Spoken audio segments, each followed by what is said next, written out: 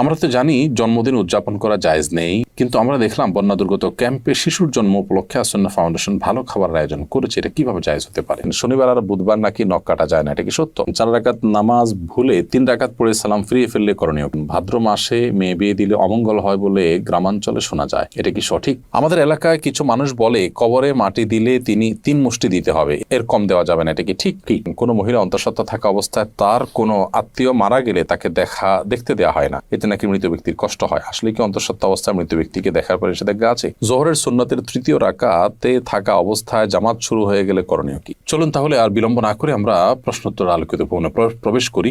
ঘুমানোর জায়গায় নামাজ পড়লে নামাজ হবে কিনা? এমনি দেলোয়ার হোসেন লিখেছেন, আমি গরু পালন করি, অনেক সময় গরুর প্রস্রাবের ছিটা কাপড়ে লাগে, এই কাপড় পরে নামাজ পড়া যাবে কিনা? ভাই দেলোয়ার হোসেন, আপনি যে গরু লালন পালন করেন, এই গরু লালন পালন করতে গিয়ে যদি ছিটা পড়ে, সেই ছিটা যদি শুয়ের আগার সমপরিমাণ হয়, এরকম ক্ষুদ্র ক্ষুদ্র ছিটা যদি পড়ে 2-4টা, কোনো অসুবিধা নেই, এতে অসুবিধা হবে না। কিন্তু যদি অনেক বেশি পেশাব লাগে, ছিটা নয় বরং ফোঁটা পড়ে, অনেক ফোঁটা পড়ে, তাহলে সেক্ষেত্রে সেই কাপড় আপনাকে পরিবর্তন করে বা কাপড়ের সেই জায়গাটা ধুয়ে, যেখানে লেগেছে ধুয়ে আপনাকে নামাজ পড়তে হবে। এমনি আমজাদ হোসেন আপনি লিখেছেন, ঘুমানোর জায়গায় নামাজ পড়লে নামাজ হবে কিনা? যে জায়গাটা আপনি ঘুমিয়ে থাকেন বা শুয়ে থাকেন, বা যেটা আপনার শোবার ঘর, শোয়ার জায়গা, সেখানে নামাজ পড়েছেন, যদি পবিত্র হয়, পাক হয়, নামাজ হয়ে যাবে, কোনো অসুবিধা নেই। তবে নামাজের যাতে মনোযোগ থাকে সেরকম জায়গা থাকা উচিত। ধরুন সেখানে ঘুমানোর জায়গা, সেখানে হয়তো কালারফুল না বিছানা টিছানা আছে, সেটা আপনার মনোযোগ নষ্ট হতে পারে, এরকম হলে সেখানে বিছানা বিছিয়ে নেবেন, জানামাজ বিছিয়ে নেবেন, বা এমন কিছু বিছিয়ে নেবেন যে আপনার মনোযোগকে নষ্ট না করে। আমাতুল্লাহ আফরোজ আপনি লিখেছেন, শনিবার আর বুধবার নাকি নখ কাটা যায় না, এটা কি সত্য?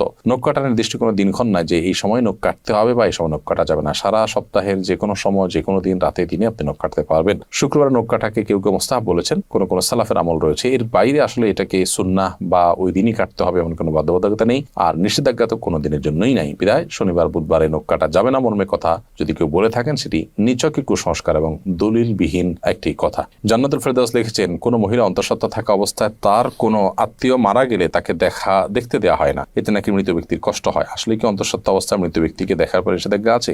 সম্পূর্ণ ভিত্তিহীন এবং কুসংস্কারের জন্য কথা। অন্তঃসত্ত্বা থাকা অবস্থায় অনেকগুলো কুসংস্কারের কথা আমরা জানি, এটা কাটা যায় না, সেটা কাটা যায় না, তারপরে চন্দ্রগ্রহণ হলে বাহির হওয়া যায় না, তারপর এই যে আরেকটা নতুন করে শুনলাম যে কোনো আত্মীয় মারা গেলে তাকে দেখা যায় না, একেবারেই ভিত্তিহীন কথা। আপনি যাদেরকে জীবদ্দশা দেখতে পারতেন, মৃত্যুর পর তাদেরকে দেখতে পারবেন। ধরুন আপনার শ্বশুর মারা গেছে, তো আপনি তাকে দেখতে পারবেন, যার সাথে আপনার দেখা দেওয়া যায় তাকে আপনি দেখতে পারবেন। অন্তঃসত্ত্বা হওয়া বা না হওয়ার কোনো সম্পর্ক এর সাথে বা এর কারণে কোনো পার্থক্য বিধানের ক্ষেত্রে হবে না।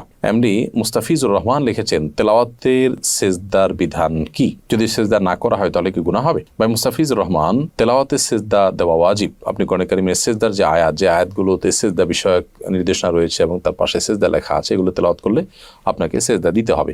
আর সেজদা যদি আপনি না করেন, যেহেতু ওয়াজিব, অতএব ওয়াজিব তরকের গুনাহ হবে।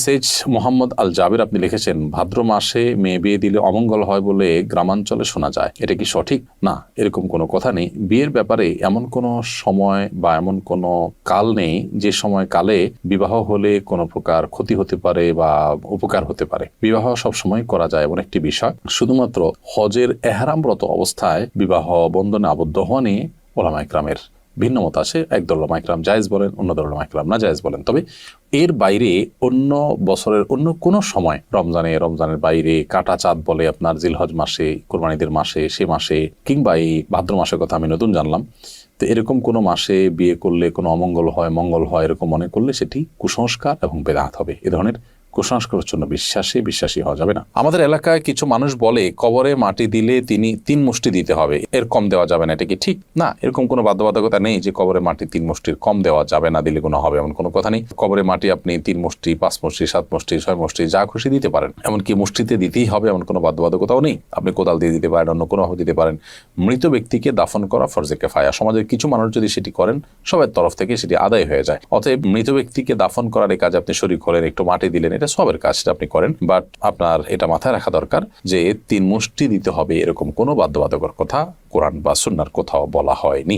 এমডি মুখলেসুর রহমান আপনি লিখেছেন, 4 রাকাত নামাজ ভুলে 3 রাকাত পড়ে সালাম ফিরিয়ে ফেললে করণীয় কি? 4 রাকাত নামাজ যদি 3 রাকাত পড়ে সালাম ফিরিয়ে ফেলেন এবং সালাম ফেরানোর সাথে সাথে মনে পড়ে, তাহলে ওই অবস্থা আপনি দাঁড়িয়ে যাবেন, আরো 1 রাকাত যুক্ত করে তারপর শেষে সেজদায়ে সাহু দিবেন। ইনশাআল্লাহ তাতে আপনার সালাত আদায় হয়ে যাবে। যদি সালাম ফেরানোর পর কথাবার্তা বলেছেন, উঠা বসা করেছেন, বা সালাত ভঙ্গকারী কোনো কিছু হয়েছে, হাঁটাচলা করেছেন, এরপরে আপনার মনে পড়েছে, তাহলে ওই সালাত পুনরায় আপনাকে আদায় করতে হবে। অর্থাৎ হাঁটাচলা করেছেন, ওঠা বসা করেছেন, কথাবার্তা বলেছেন, এরপর আবার 1 রাকাত প্লাস করে সেজদা সাহু দিলে কিন্তু আর হবে না। 4 রাকাত সালাতকে 3 রাকাত আদায় করেছেন, করে সালাম ফেরানোর সাথে সাথে মনে পড়লো বা সালাম ফিরিয়েছেন, কোনো সালাত ভঙ্গকারী আর কোনো কাজ করেননি, মনে পড়েছে, তাহলে তৎক্ষণাৎ তার সাথে আরো 1টি রাকাত যুক্ত করে সেজদা সাহু দিবেন, সালাত হয়ে যাবে ইনশাআল্লাহ তাআলা। আফরিন জাহান লিখেছেন, আমার বাসায় প্রচুর পিঁপড়া, বিশেষ করে রান্নাঘরে কাজের সময় পিঁপড়া কামড়ায় বলে অনেক পিঁপড়া মেরে ফেলি, এতে কোনো গুনাহ হবে কিনা? পিঁপড়া যদি আপনি মারেন এতে গুনাহ হবে না, কিন্তু আগুন দিয়ে পুড়িয়ে পিঁপড়া মারবেন না, এ ব্যাপারে নবী সাল্লাল্লাহু আলাইহি ওয়াসাল্লামের নিষেধাজ্ঞা রয়েছে। এর বাইরে আপনার পিঁপড়ার উপদ্রব থেকে বাঁচার জন্য আপনি সেটা মেরে ফেলতে পারেন। যে কোনো প্রাণী আমাদের যদি উপদ্রবের কারণ হয় তাহলে সেটা থেকে আত্মরক্ষার জন্য আমরা সেটি মারতে পারি, কিন্তু নির্মমভাবে বা অপ্রয়োজনে কষ্ট দিয়ে তাকে তিলে তিলে শেষ করা বলতে যেটা বোঝানো হয় সেটা করা জায়েজ হবে না। জোহরের সুন্নতের 3য় রাকাতে থাকা অবস্থায় জামাত শুরু হয়ে গেলে করণীয় কি? জোহরের সুন্নতের 3য় রাকাতে আপনি আছেন, এমন অবস্থায় জামাত শুরু হয়ে গেলে আপনি আরেক রাকাতের সাথে প্লাস করবেন এবং তাড়াতাড়ি সেটা শেষ করে জামাতে শামিল হয়ে যাবেন। এক্ষেত্রে নামাজ ভেঙে ফেলবেন না। এটাই হলো ফুকায়ে আহনাফের মত এবং এটা অধিকতর শক্তিশালী। আল্লাহ সুবহানাহু ওয়া তাআলা বলেছেন কোরআনে কারিমে, লা তুবতিলু আমালাকুম, তোমরা তোমাদের আমলকে বাতিল করে দিও না, নষ্ট করে দিও না। যদিও হাম্বলী মাযহাবের উলামা ইকরাম অনেকেই বলেন যে এরকম পরিস্থিতিতে আপনি নামাজ ছেড়ে দিয়ে জামাতে শামিল হবেন, কারণ নবী করিম সাল্লাল্লাহু আলাইহি ওয়াসাল্লাম বলেছেন, ইযা উকিমাতিস সালাতু ফালা সালাতা ইল্লাল মাকতুবা, যখন ফরজ নামাজের একামত হয়, একামত হলে তখন ফরজ নামাজ ছাড়া আর কোন নামাজ পড়া জায়েজ নয়, যার কারণে আপনি সেটা ছেড়ে দিবেন, এরকম মত তারা দিয়ে থাকেন।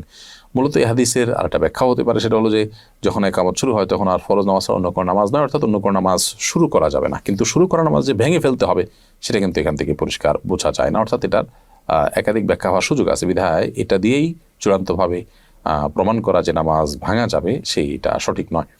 হাসানুল সিয়াম আপনি লিখেছেন, শুনেছি কেউ নেশাগ্রস্ত হলে 40 দিন ইবাদত কবুল হয় না। এখন প্রশ্ন হলো, কেউ নেশা করার পর 40 দিন না হওয়ার আগেই যদি তার ভুল বুঝতে পারে এবং তওবা করে ফিরে আসতে চায়, তবে কি সে ইবাদত করতে পারবে? প্রথম কথা হলো, ইবাদত তো করতেই হবে তাকে। পারবে মানে কি? ইবাদত করতে শুধু পারবে না, ইবাদত করাটা তার জন্য আবশ্যক।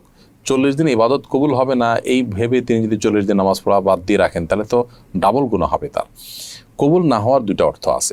একটা অর্থ হলো যে বিশুদ্ধই হবে না, আরেকটা হলো যে ইবাদত করেছেন সেটা কাগজে কলমে বিশুদ্ধ হয়েছে, বাট আল্লাহ তাআলার কাছে সেটা অ্যাকসেপ্টেবল হবে না। তো এখানে নেশাগ্রস্ত হলে 40 দিন ইবাদত কবুল হবে না মানে দ্বিতীয়টা উদ্দেশ্য, অর্থাৎ আপনি সঠিকভাবে যথাযথভাবে করে থাকলে আপনার নামাজ হয়ে গেছে, বাট আল্লাহর কাছে সেটা কাউন্টেবল হবে না, অ্যাকসেপ্টেবল হবে না। এখন প্রশ্ন উঠতে পারে, আল্লাহর কাছে অ্যাকসেপ্টেবল না হলে করে লাভ কি? উত্তর হবে যে আপনি করে দায়মুক্ত হলেন, অন্তত আপনাকে আল্লাহ নির্দেশ করেছেন, নির্দেশ পালন করেছেন, সেই কাজটা অন্তত হয়েছে। আল্লাহ কবুল কি করলেন না সেটা তো আরেকটা বিষয়। তো এই জন্য এরকম পরিস্থিতিতে নামাজ বা অন্যান্য ইবাদতগুলো আমাদের ঠিক অব্যাহত রাখতে হবে।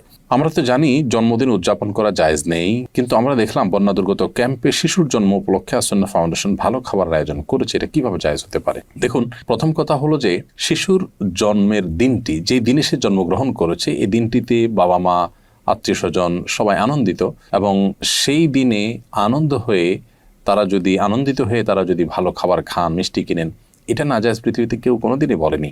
শিশুর জন্মের দিনে ভালো খাবার ব্যবস্থা করা আর প্রতি বছর জন্মদিন উদযাপন করা, কেক, মোমবাতি সহ, যেগুলোর প্রত্যেকটার আলাদা আলাদা ধর্মীয় ব্যাখ্যা আছে। কেক কেন ব্যবহার হয় জন্মদিনে, অন্য কোনো কিছু থাকতে কেক কেন, মোমবাতি কেন জ্বালানো হয়, এগুলো নিয়ে আপনি যদি একটু সোশ্যাল মিডিয়াতে অথবা আপনি গুগলে যদি সার্চ করেন তাহলে দেখতে পারবেন যে এর পেছনের রহস্যগুলো কি। অতএব ওই জিনিসগুলো একটা, আর জন্ম হয়েছে শিশুর, সে উপলক্ষে ওই দিনে মিষ্টি খেলেন, ভালো রান্না করলেন, যে কোনো আনন্দের ঘটনাকে কেন্দ্র করেই তো আমরা ভালো কিছু খাই, সেটাকে পৃথিবীর কোনো আলেম মানে নাজায়েজ বলেননি। দুটিকে যদি আমরা গুলিয়ে ফেলি তাহলে তো ভুল হবে, এবং সেই সাথে এটাকে কেউ ইবাদত শরিয়ার কাজও মনে করছে না। দুইটা জিনিস এখানে। জন্ম দিবস উদযাপন যেটি বছর বছর হয়ে থাকে, সেখানে যে সমস্ত আইটেমের প্রয়োজন হয় সেগুলো অগ্নিপূজকদের বিভিন্ন বিশ্বাস থেকে এসেছে, তাদের কৃষ্টি বা কালচার। আর যে কোনো আনন্দের বা যে কোনো সুখের কোনো ঘটনা আসলে তখন খুশি হয়ে নিজেরা ভালো কিছু খাওয়া বা খাওয়ানো, সেটাকে পৃথিবীতে কেউ নাজায়েজ বলেনি, এবং দুটি কখনো এক জিনিস নয়। এই পার্থক্যটা আমাদের করতে হবে। আমরা অনেক সময় এই বিষয়গুলোকে গুলিয়ে ফেলি। অ্যাক্সিডেন্টের কারণে আমার পায়ে প্লাস্টার লাগানো হয়েছে, এটা ভেজানো যাবে না, এমত অবস্থায় গোসল ফরজ হলে কি করব? অ্যাক্সিডেন্টের কারণে আপনার পায়ে যে প্লাস্টার লাগানো হয়েছে, পায়ে বা হাতে, সেই প্লাস্টার যদি ভেজানো না যায় পানিতে, তাহলে ওখানে প্লাস্টিক দিয়ে বিভিন্নভাবে পেঁচিয়ে তারপর আপনি গোসল করবেন।